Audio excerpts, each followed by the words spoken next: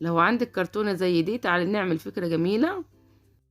قصيت كل الزيادات اللي انا مش محتاجاها، وجبت اجزاء من الكرتون عشان تبقى معايا قوية، وبدأت اغلفها بالشكل ده.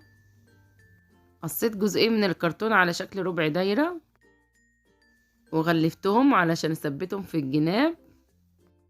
حطيت حبة شمع على الاجزاء اللي انا غلفتها، وبدأت اثبتها في الكرتونة، وغلفتها من الداخل باللون الفوشيا ده، وثبت الربع دايرة في الجنبين. غلفت 3 اجزاء من الكرتون بنفس الطريقة، كل جزء اقل من اللي قبله بحوالي 5 سنتي، وثبتهم كده في قلب المنظم. غلفت اجزاء من رول المناديل، وبدأت اثبتها كده في الجنب علشان المساطر والاقلام. وبكده نكون عملنا اجمل منظم للكتب والكراسات. يا رب يعجبكم.